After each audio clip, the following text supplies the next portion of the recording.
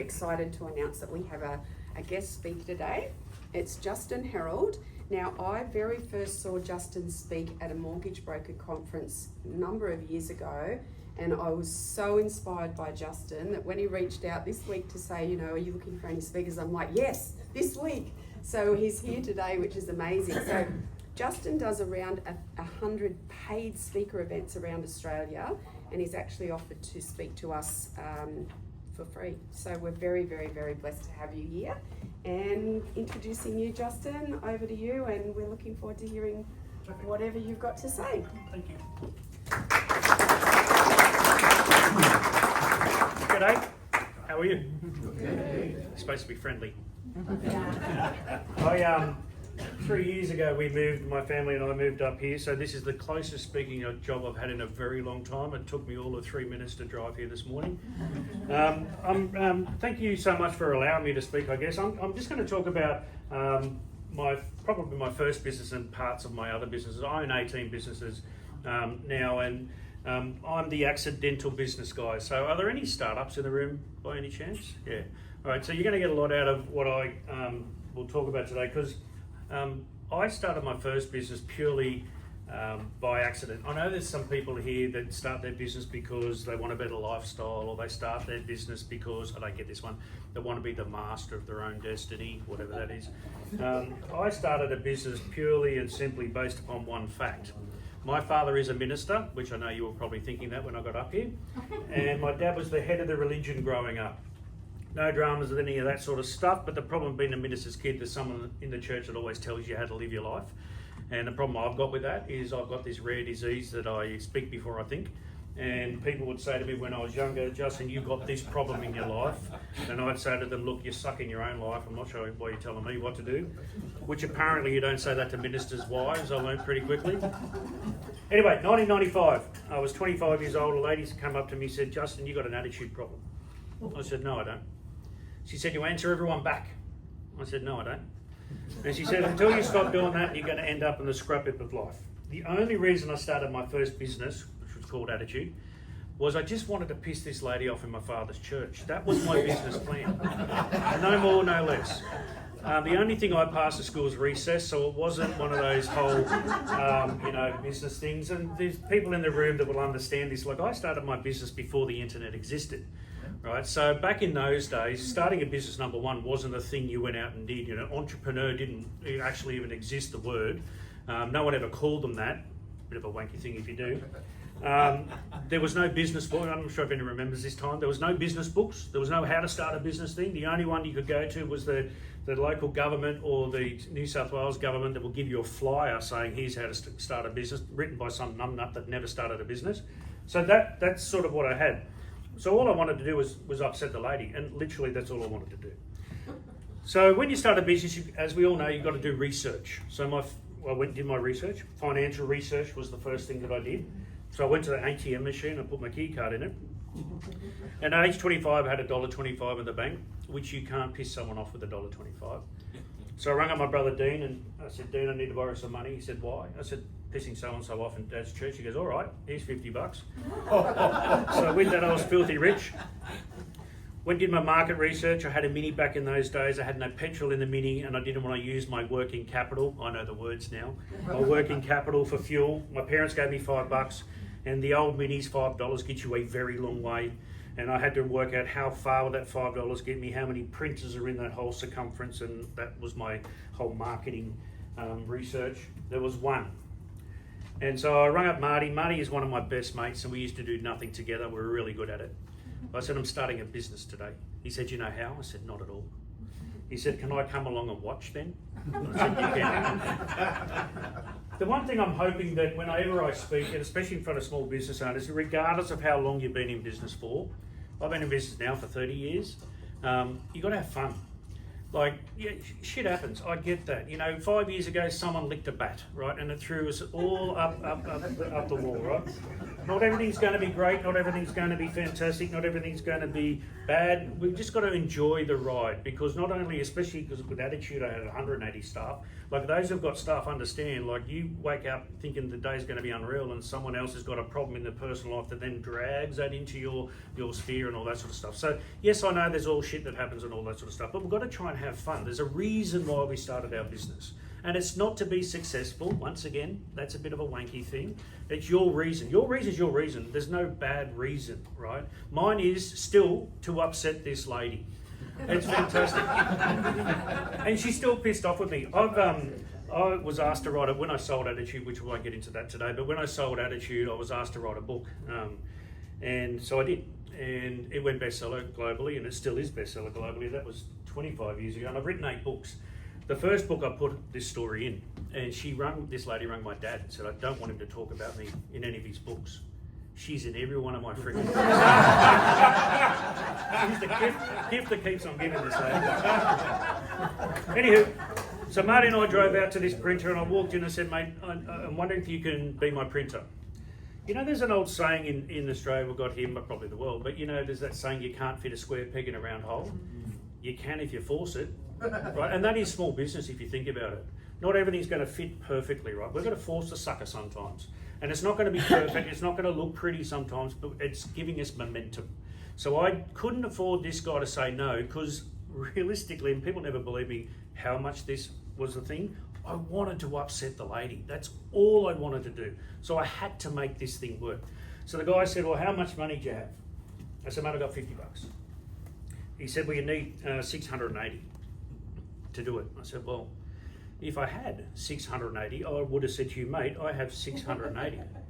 But as I said to you, mate, I have 50. Can we like have a $50 conversation, not a $680 conversation? He said, I can't do it. I said, you're missing the opportunity.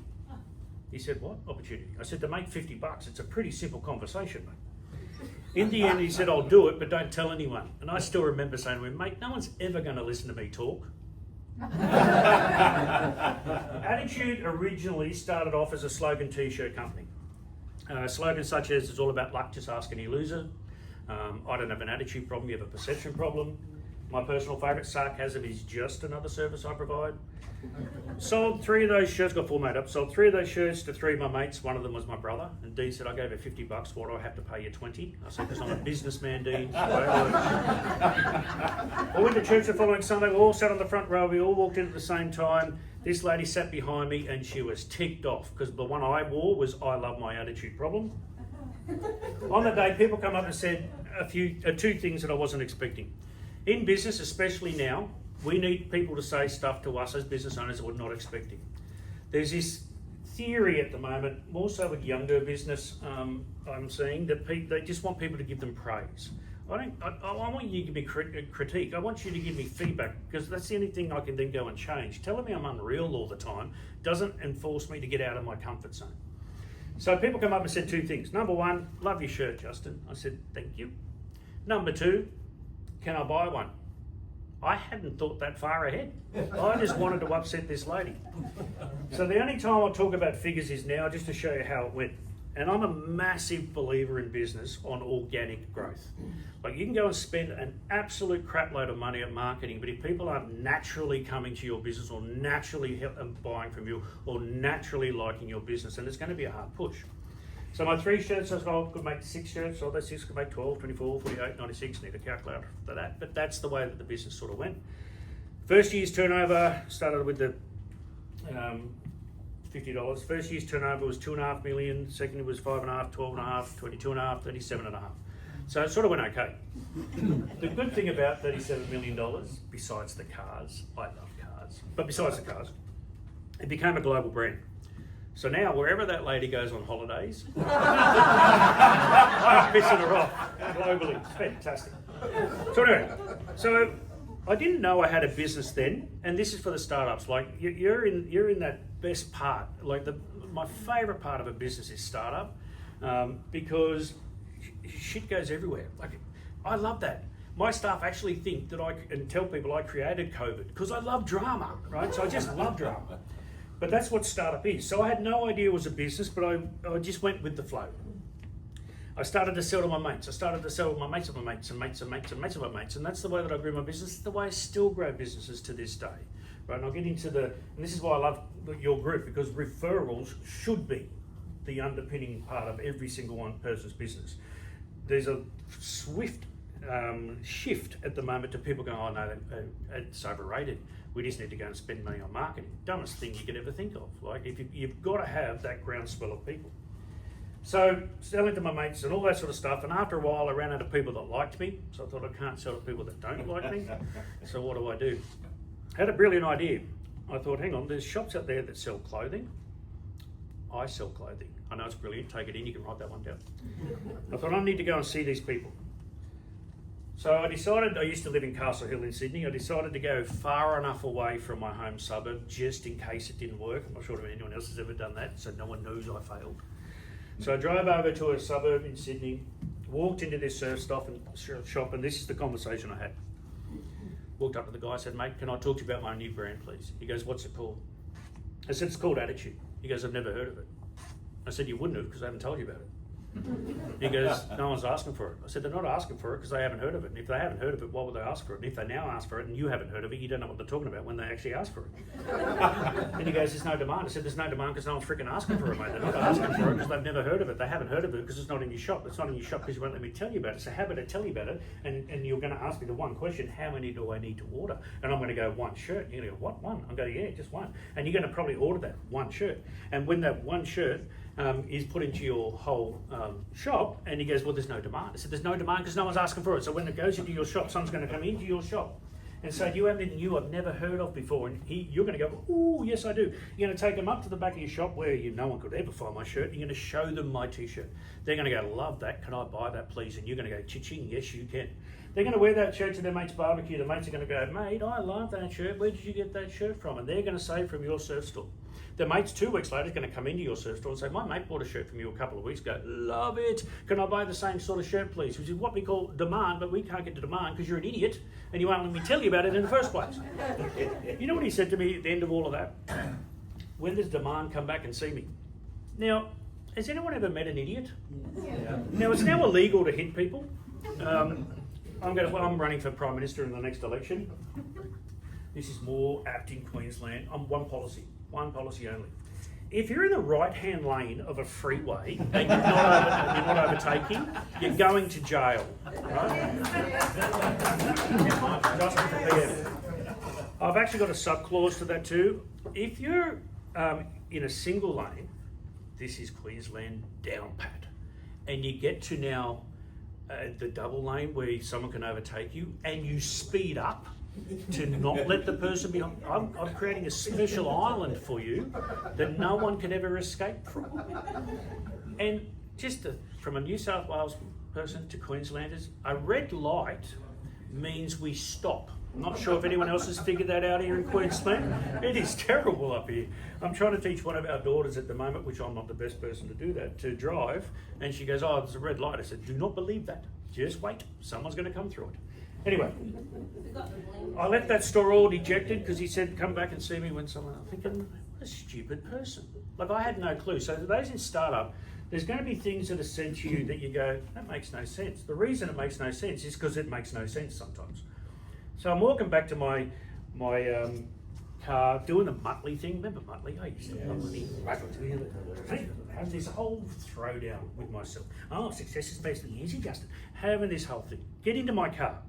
And I had an epiphany. Don't know how to spell it. I know I had one. I had this epiphany. I'm thinking, I'm not running my business the way that I should. How should you run your business? Wholly and solely through your personality. Now, if you don't have a personality, we are selling them later on. 2 for the price of 1. Great deal. People buy from people they like, right? What you sell is secondary. If they don't like you and you've got a good product, they've got to get past the fact they don't like you because they're going to have to deal with you ongoing. So just be likable, right? So I thought, I'm just going to run this business my way. And my way is, I want to have fun. So I ring up my mates. I said, I need you guys to come over tonight. They said, why? I said, I'm having a board meeting. Because I'm a businessman. They come over and said, what's up? I said, I want one of you to ring this shop once a day, and this is all I want you to say. Week 1, ring. Do you have any attitude gear? No, we don't. Week 2, do you have any attitude gear? No, not yet. Week 3, do you have any attitude gear? No, but a few people have been asking for that brand. Really? Week 4, do you have any attitude gear? The guy goes, no, we're waiting for the rep to come back in because there's such a demand for his brand. There was no demand. It's me, my 4 mates ringing up asking the same question. If you think about it, and this is something to teach your salespeople, is to zip this and open these. I didn't hear the guy say, I don't like your product. I heard him say, no one's asking for your product. So I thought, okay. I wasn't trying to be smart. I just thought, no one's asking. I'll get people to ask it. That's all it takes. Following day I went in, different brother was there this time, put my stuff on the ground. I said, mate, can I talk to you about my brand? He said, yeah, what's it called? I said, it's called Attitude. He said, stop. I said, he goes, everyone is asking for your brand right now. You put an order in. Bought an order in that day for $1,867. It was time for financial retirement for me right there and then. I'm not sure if anyone in the startup phase gets your proposed sale and go, whoo, and then sometimes it goes like that. Anyway, took off a little bit more, kept on going, but I still had the same issue with the retailers going, no one's asking for it. So I thought, how do I get around this? So then I decided, way back then, that I needed, and this is before knowing anything about business, but you know, I do believe that common sense is the biggest factor you can have as a business owner. Now, common sense, if you think about it, is like deodorant. The people that really need to use it rarely do. But we just got to have this common sense approach to how we run our business. If it feels right, it's right. Success, if what you're doing now is working, then that's the right way. If it's not working, then that's the wrong way. I mean, just stick to the simplicity of the whole thing, and it makes things a lot easier. So I decided to go to a place in Sydney called Parkley Markets to see if the consumer liked my products. I knew the retailer was a bit how's your father, but I thought I'm going to see if the consumer doesn't like it, it's a hard sell with the retailer, then maybe something else to do. So one of the things that I got up on the screen is what I decided is, like, I'm not sure if anyone's ever been to Parkley Markets. I know you've got your markets up here at Carrara. It's a lot bigger than that, but it's all undercover. It's all indoors and undercover. At the time, back in those days, it was a good market. So like Fantastic Furniture started there the same time I did. Deco Rug started there. There was all these good brands that came from the markets. Now, you know, it's all knockoff stuff from China with Nikes instead of Nikes that you can buy. But so I decided to go there and just see if people liked it. I rang up, and one of the things I thought, well, if I'm going to be surrounded by 400 other things, I've got to have a competitive edge. What's my competitive edge? And most people think their competitive edge in business is their product or service they're providing people. Problem with that is I can come up with the same product or service and undercut you, really. Then they go, oh, it's my price. Cheap doesn't mean it's better. You know, people only complain about price because they can't see value. So provide value, you can charge whatever you want. But if you come up with price is my competitive edge, well, I can come up and compete against your price then. No drama. So my competitive edge had to be the people and the experiences. That's what it had to be, because no one else had me. No one else had Marty came along with me. It's so funny because I rang up Marty, he said, do you want to come to the markets? He goes, no. I said, well, I'll pay you $100 a day. And he goes, I'd love to come and support your dream, Justin. So we went out. I said to Marty, the one thing we want to do is we want to have fun. That's all I want to do. I don't care, and people don't really get into this theory, but I still to this, I don't care if I sell. I do not care if I sell in a transaction. That is not my thing. My thing is to leave a memory. Whether that is then leads to a sale, that's fantastic. If it doesn't, and it doesn't lead to a sale, it will at some point in time, whether today, tomorrow, or in 2 years' time, I've left a breadcrumb. Hansel and Gretel shit, right? So leave breadcrumbs. So we get there, they provide you with a trestle table, 3x3. I was on the corner, I didn't know it was a thing, location, but I thought, well, there's not many walls, so that makes sense to me. Trestle table. Marty goes, what do we do? I said, I don't know, never done this before. I go, what do you reckon we should do? He goes, I'm a crane driver. Well, how would I know? I go, well, why don't we get the boxes and tip it? So we did. We got the boxes, we tipped it onto the table. Looked like an 18-year-old's bedroom by the time we were finished. I pinned up the slogan t-shirts behind me so people could read them. Started at 9 o'clock, 9:15, sold out. There were lines and lines and lines of people wanted to buy my stuff. Now every now and again I get someone going, "You were lucky." Bloody oath, wackadoo for me. Doesn't really matter, does it? It took off. It absolutely took off in the markets. One day I was driving to the markets with Marty and I said to him, last night I thought about something that my dad said when I was younger. My dad's a very smart man. He's got 9 doctorates. He's got more degrees than a thermometer. He's written a gazillion books. I mean, he was one of those frustrating parents that was always positive. Couldn't stand it.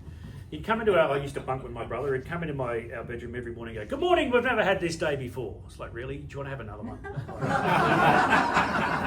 But he used to say stuff to us as kids, and I'm glad I grew up in this sort of environment, but he used to say stuff to us that sort of made no sense when it was quite deep. But well, I reckon I would have been 14 or 15, and he said at the dinner table, that weird thing that we used to do in the olden days, sit at the table and eat dinner.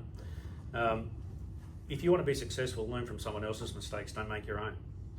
And you go, when you're 14, yeah, no worries, whatever. When I started Attitude, on the Friday night, I went, that makes sense. I'm surprised how many people in business do not have a mentor. Now, for people, do not write me emails because I didn't call it Attitude for no reason, so you'll get something back. There's a difference between a coach and a mentor, right?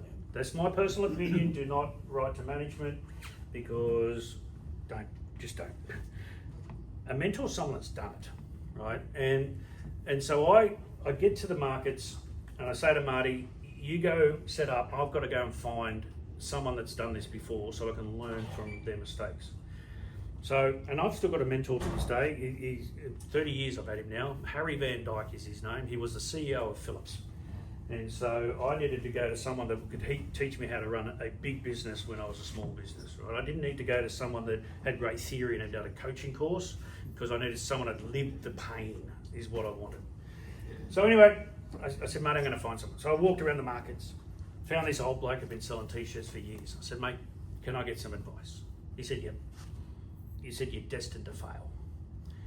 Now, you know when you're in front of those numbnut customers that just do your head in? You know, the oxygen thieves ones, right? Like the ones you sit there and you go, how did you tie your shoelaces this morning?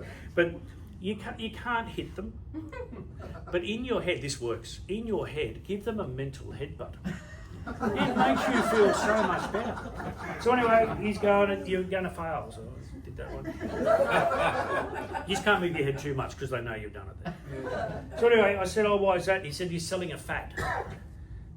I didn't even know what a fad was. You know, you're going to get a lot of advice given to you, especially startups, in the coming years, from a lot of people that you never asked the advice from, but also a lot of people who have never done what you're trying to do. So not everyone's opinion's a good opinion. What you've got to do with that advice is measure it against your current outcomes. That's the best way to do it. His guy is telling me it's not going to work and I'm selling a fad. The next thing he said, it's very quiet in here, so it will never work for you. I'm now in my head comparing, we're doing between $7,500 and $9,500 cash every weekend. I pay tax every weekend. And he's telling me it's not going to work and it's a fad. Loving the fad thing then.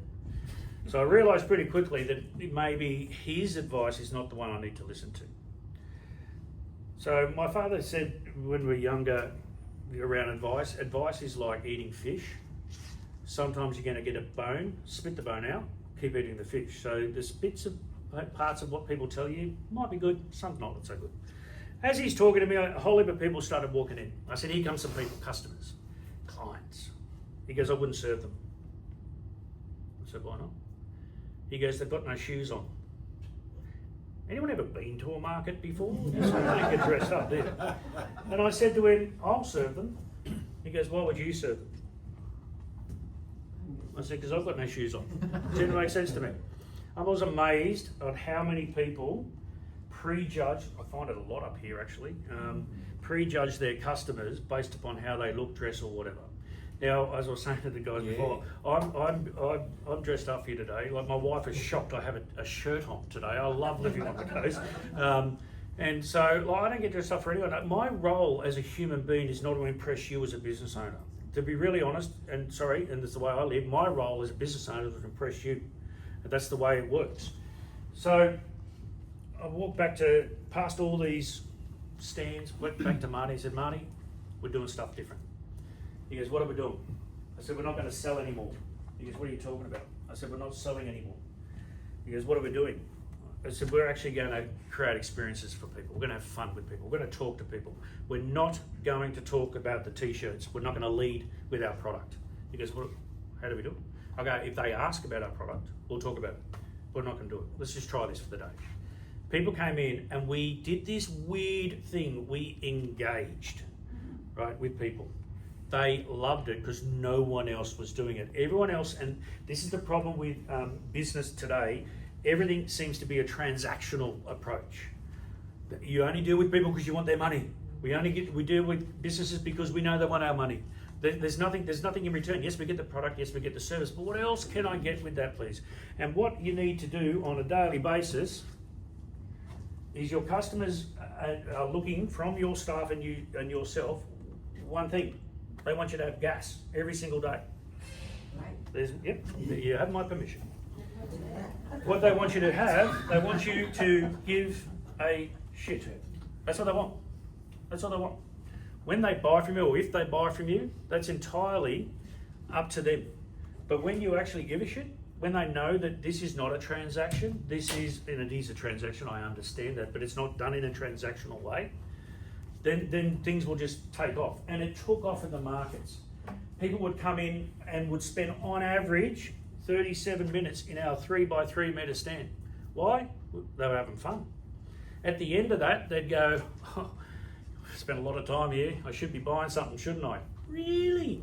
And then so they then led. So you want your clients and customers to lead the sale, right? It's because all we are as business owners is there to help facilitate that process, not sometimes instigate it to get them to buy something that they don't want, which leads to buyer's remorse.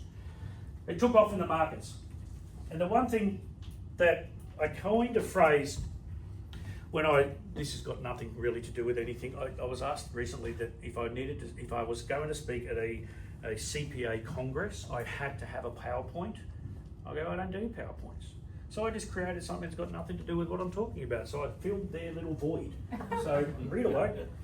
I created a phrase early on at the markets, and it's still to this day in all of my businesses. And that phrase is, we go, and it's exactly why you guys are sitting in this room, we go after our customer's customer.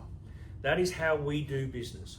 Only up until last week, from 1995 to last week, is the first time that I have spent money on advertising or marketing. First time in 30 years. Because we go after our customer's customer. The way my business has always grown is because people tell other people about it.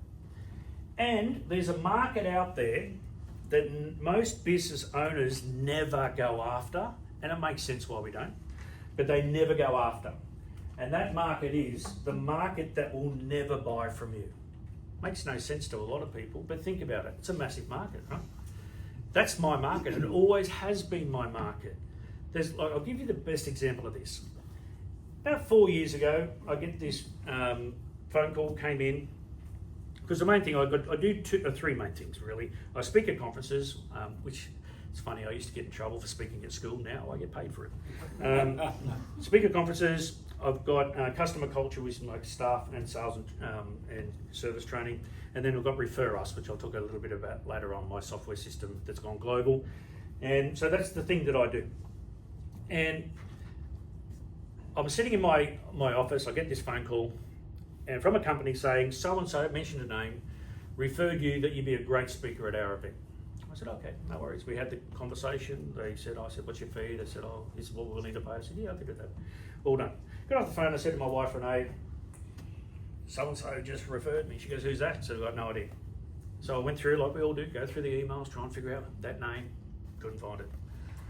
Went to my Facebook, my friends, found this person. Right? So I thought, So I sent them a message. I'm a big believer in, and it's just me, I'm not saying you do it, in rewarding people for referrals. But I sent a message to this guy, say, can you please give me a call? Guy gives me a call. He goes, I said, thank you so much for the referral. He said, no dramas whatsoever. I said, can I just get your bank details, please? He goes, why? I said, because I pay 10% of my speaking fee. He goes, you don't need to do that. I said, I don't need to, but I'm going to, so just give it to me because I'm going to do it anyway. He goes, okay. So he gives me details. The next day he rings up and he goes, you made a mistake. I said, well, what did I do? He goes, you put $880 in my account. I said, I did. He goes, I thought it was 10%. I said, it is. He goes, you get paid $8,000. I go, I do. He goes, I'm going to keep on doing this. I said, I know. That's exactly right. Now, on average, that guy has sent me 12 to 15 speaking jobs a year over the last 4 years. The last one I got was last December. I got from him last year, which is a massive one overseas. I've got 4. I rang him up and said, mate, more money coming your way. I said, I've never asked you one question. Where did you hear me speak? He said, I never have. I said, well, why do you refer me? He goes, I see what people say after you've spoken. So if someone's asking me, do I know someone that would be good for our conference? I'm going to refer someone that I hear is good. That's the market we're not tapping into, right? We're only going after the people who want to buy from us. There's a massive market out there, those people that just want to help people. At the barbecue, do you know someone that does? No, I don't, but I'm going to find someone for you. They want to solve someone else's problem. They love being that telegraph out in the marketplace. And it's a massive market. So when I came back, I said to Marty, I've got no idea what I've actually done here. I said to Marty, let's just have fun with people. And we started to have fun with people. I said, there's a few things I want to make sure that we do. And in business, these are some of the things you need to make sure you do. You need to make sure that what you're providing your clients and your customers, and this is not only, or it's not really aimed at you as a business owner, because I would imagine you understand this no end. What happens, it gets sort of filtered down and it gets whitewashed down as if we've got teams, right? What I've got, a few rules I've got in my business. Some of my staff call me Jesus because I sit at the top and I've got 12 people that I deal with. There are only 12 people that I deal with, right? And those 12 people have people underneath them, and they've got limited, and those people have people under them. You know, anyone that's ever done network marketing, they go, it's a pyramid scheme. So it's my bloody business. Like, no different, really. I sit at the top, everyone else is underneath me. But I wanted to create something that the message doesn't get washed out. So the other rule I've got, which is not really around this, but it's a good thing to put in your business if you've got potential drama in your business, I have this rule where it's no triangles. So if I tell you something, you can't tell someone else something. Or if your co-worker has an issue with you, you can't take that issue to someone else. No triangles, please. We're just going to deal with shit together and we're going to get on with moving on. I have 5 daughters, hence why I have no hair. I don't need more drama when I go to work dealing with other people's shit. And I've really created my own environment and culture. It's up to you as a business. People go, well, you're really harsh. Yep, my business, my rules. Seems to be the way it works as far as I'm concerned. Seems to work. But consistency is one of those things that we needed to put into play. If we were going to turn up on a Saturday and people will tell other people, I went to the markets, these guys were so much fun, which is what they were doing, most people will refer you on how you made them feel, is what they're referring. What you then did with that whole sale and transaction is then coming after that. And so what we've got to understand, and our staff have got to understand, is, yeah, you might be having an off day, but that doesn't translate to the person that wants to give us their hard-earned money, which in turn becomes your wage. So consistency was a major thing. The other thing that I sort of worked out a long time ago is the consumer has one thing more than ever before. What do you reckon that is? Choice. Who said choice? Choice. It's not good choice, but it's perceived choice. I can go, usually go, real estate, Gold Coast.